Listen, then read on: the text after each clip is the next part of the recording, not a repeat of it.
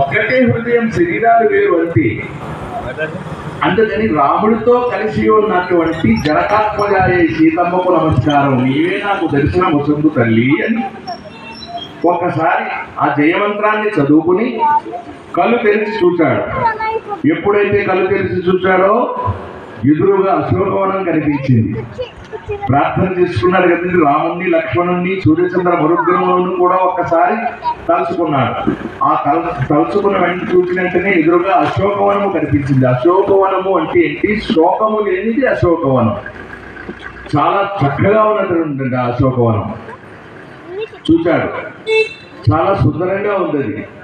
ఆ నీటి ఫౌంటైన్లు ఉన్నాయటండి. చివున నీటిని చిమ్మేదల యంత్రములు తొంపరలను వెదజల్లెను, పొగవలపై పై గగయుచురేగగా ఇంద్రధనస్సులు ఏర్పడుతుండెను.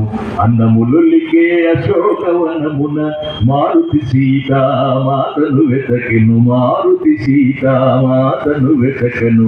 అక్కడ ఇంకా కూడా జింకలు దుప్పులు చెవుల పిల్లులు చెంగు చెంగుమని గంతులు వేయును, ఉల్లాసమున మయూరములెల్లను పురులు విప్పి నాట్యమునరించును.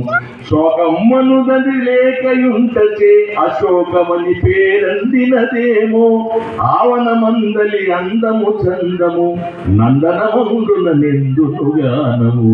అందములులికే అశోకవనమున మారుతి సీతామాతను వెతకెను, మారుతి సీతామాతను వెతకెను. చాలా చక్కగా ఉన్నటువంటి అశోకవనం. అక్కడ వెతుకుతూ ఉన్నాడు సీతామాతను. ఇందులో ఉండొచ్చు అని చెప్పి బహుపట రక్షితమైన దీనిలో భద్రముగా సీతమ్మ ఉండి ఉంటుంది.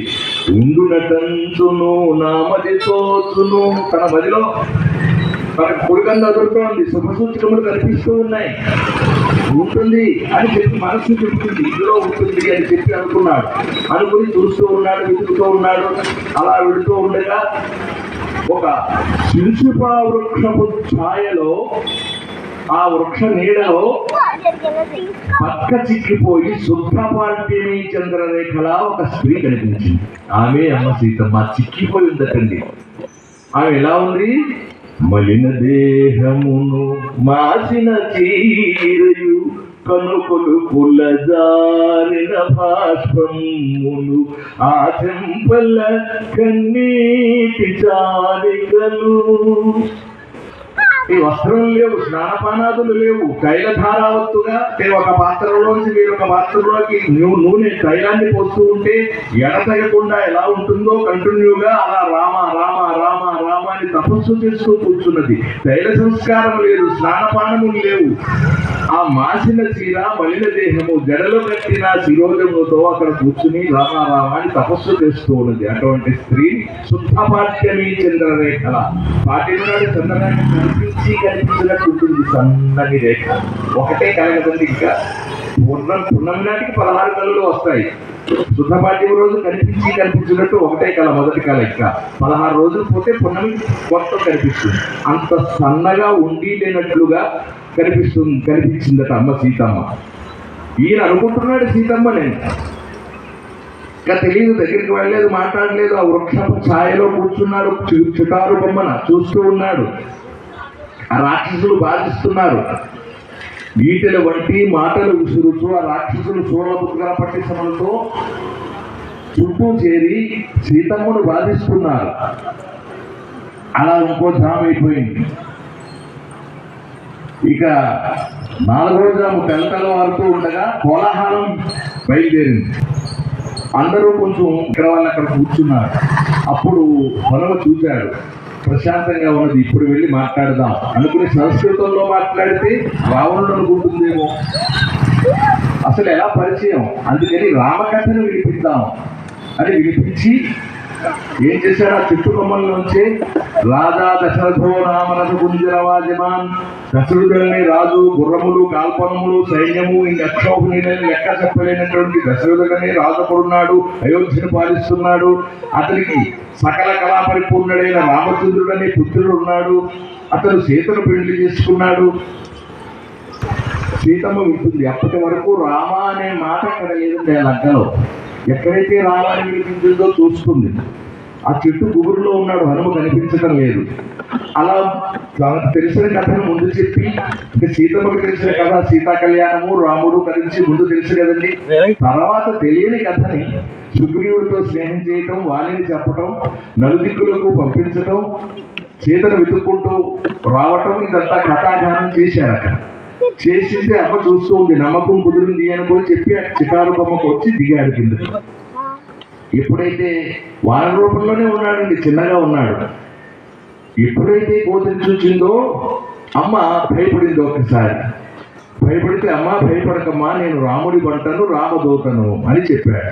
చెప్తే ప్రశ్నించుకున్నారు, ఏమిటి కథ చెప్పు కమేమిషి అంటే ఇవన్నీ కూడా పాత రాముడి చరిత్ర అంతా అమ్మకి వినిపించారు. వినిపించి రాముడు ఇచ్చినటువంటి అంగుళీకాన్ని అమ్మకు ఇచ్చాడు. ఇదిగో తల్లి దిదిమని ఆ రాముడి అంగుళీయకము రాముని సురుచిర నామంకితమై వరలి వెలుగు ఉంగరమిదిగో కొను నాపై రాముడు నమ్మకముంచి ప్రేమ మీర పంపించిన మూత్రిక, ప్రేమ మీర పంపించిన మూత్రిక నను రాముని దూతగనుటకై ఆనవాలుగా పంపెను నీకిది. ఇది అమ్మ రాముడిచ్చిన అంగుళీకం అని చెప్పి తను మొలలో దాచుకున్నటువంటి చక్కగా దాచుకున్నటువంటి అంగుళీకాన్ని తీసి అమ్మ సీతమ్మ చేతిలో పెట్టాడు. ఎప్పుడైతే ఈ అంగుళీకాన్ని అమ్మ సీతమ్మ చూసిందో రాముణ్ణి ఎదురుగుండా దర్శించినట్లుగా, ప్రత్యక్ష దర్శనమైనట్లుగా ఆమె సంతసించి సంతోషం పొంది, హనుమ నేను ఇప్పుడు రాముడు దగ్గరే ఉండి రాముడు నాతో మాట్లాడుతున్నట్టుగా అనుభవాన్ని పొందుతున్నాను.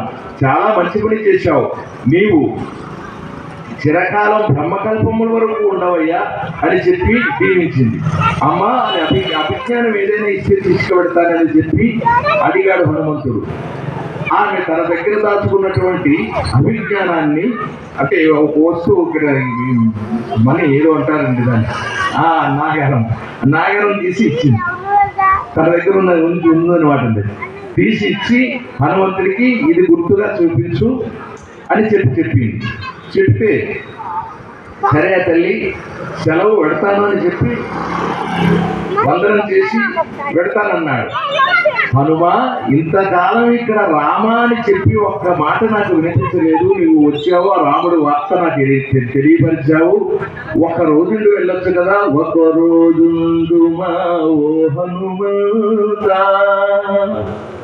ఒక రోజైనను ఊరట కూర్పు, పగిలిన గుండెల దిగులు తొలగును, ఆత్మబంధువై అనునయించితివి, బ్రతుకజేసితివి ప్రాణదాతవై, నీరుణమును నిడుల తీర్చెదను, వర్ధిలువయ్యా బ్రహ్మకల్పములు అని దీవించింది. ఉండమని కోరింది. లేదు తల్లి తొందరగా వెళ్ళిపోతానన్నాడు. సెలవు తీసుకున్నాడు. ఒకరైతే ఏంటో కోలాహలం మొదలైంది, పక్కకి తప్పుకున్నాడు. మళ్ళీ చెట్టు గుబురులో ఉన్నాడు. ఏమిటా కోలాహలం? తన నూర్పురు రాణులతోనూ కూడా రావణుడు బయలుదేరి వచ్చేస్తూ ఉన్నాడు. అమ్మ సీతమ్మను చూద్దామని చెప్పి. అంటే రోజు అప్పుడప్పుడు వస్తుంటాడు, వచ్చి వాటిని నుంచి వెళ్ళిపోతుంటాడు, భయపెట్టి వెళ్ళిపోతూ ఉంటాడు. అదే దృష్టితో ఉన్నాడు. అందుకని పొద్దున్న లేవడంతోనే సీతమ్మ గుర్తొచ్చింది. సీతమ్మను చూద్దాం, ఆమెను భయపెడదామని చెప్పి లేవడంతోనే ఉన్న వస్తువులు అన్ని చదువుకోకుండా కూడా వచ్చేస్తున్నాడు. రావణుడు వచ్చేస్తూ ఉంటే ఇంకేం చేశారు, అందరూ పరిచారికులు రాణులు వాళ్ళందరూ కూడా వచ్చేస్తున్నారు. అలా చెట్టులో ఉండి చూస్తున్నాడు హనుమ. రావణుడు వస్తున్నాడు.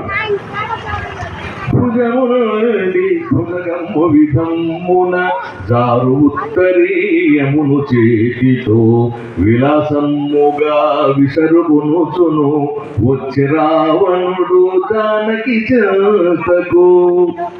వదనమునందున చెదరక వెలిగే భాసురతరము బ్రహ్మతేజము అడుగడుగున దర్పము వెలాసుతూ ప్రాభవములికే రాజసమును రావణాసురుని వైభవమంతయు ఆ మారుతిగని అచ్చరువంగను. చుట్టుపక్కల ఉండి చూస్తున్నాడు రావణాసురుడు యొక్క వైభవం, ఆశ్చర్యపోతున్నాడు.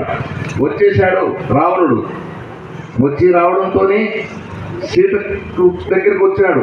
రావణుడు రావడంతో సీత ఏం చేసింది? పెను తుఫానుకి కదలి వృక్షము వలె అంటే అరటి చెట్టులా ఊగిపోతూ ముడుచుకుపోయి కూర్చుందటండి అమ్మ సీతమ్మ. ఒక గడ్డి పరికను కూడా పట్టుకుంది అడ్డంగా. వచ్చాడు రావణుడు, చెప్తూ ఉన్నాడు, ఇక దుర్భాషలు ఆడటం, నన్ను ప్రేమించమని చెప్పటమే కదండి వాడు ఎప్పుడూ చెప్పేది. ఓ సీత, నన్ను ప్రేమించితివేని సకల ప్రపంచాన్ని జయించి తెచ్చి నీ పాదాల ముందు ఉంచుతాను. ఎందుకు ఈ వ్రతం చేస్తున్నావు? ఎందుకు ఈ మౌనాన్ని పాటిస్తున్నావు?